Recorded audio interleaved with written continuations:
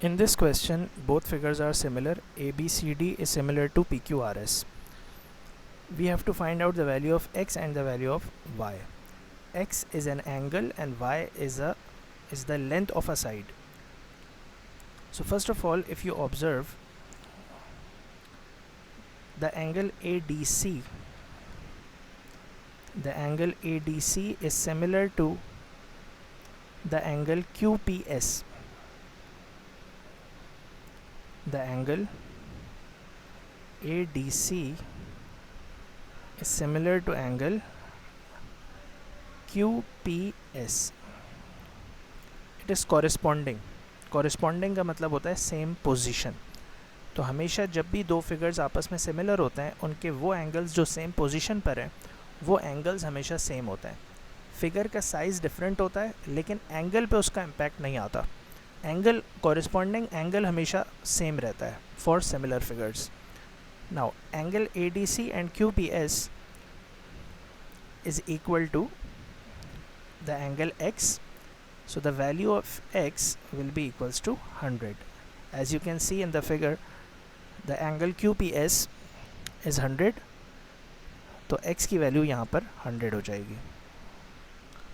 Next we have to find out the angle the length of PS. So PS के corresponding AD हमें नज़र आ रहा है. ये एक पेयर हो गया कॉरेस्पॉन्डिंग साइड्स का. हमें एक और पेयर ऐसा लिखना है जिसकी दोनों वैल्यूज़ हमें पता है क्वेश्चन में. So that pair is RS and CD. RS and CD. यहाँ हमें इस बात का ख्याल रखना है कि अगर हमने न्यूमरेटर में हमने इस फिगर को रखा है, तो इक्वेशन के ऑपोजिट साइड पर भी न्यूमरेटर में यही फिगर आएगा. यानी कि ये वाला जो शेप है ABCD, इसकी साइड को हमने नीचे लिखा है डिनोमिनेटर में, तो दूसरी साइड पर भी इसको डिनोमिनेटर में लिखेंगे. और ये जो फिगर है PQRS, इसको हमने इस साइड पर ऊपर लिखा है न्यूमरेटर में, तो दूसरी साइड पर भी हम इसको न्यूमरेटर में लिखेंगे. अब PS की वैल्यू हमारे पास y है, AD की वैल्यू 14 है, RS की वैल्यू 9 है और CD की वैल्यू 12 है. नाउ 14 डिवाइड हो रहा है, ऑपोजिट साइड पे शिफ्ट करेंगे तो मल्टीप्लाई हो जाएगा.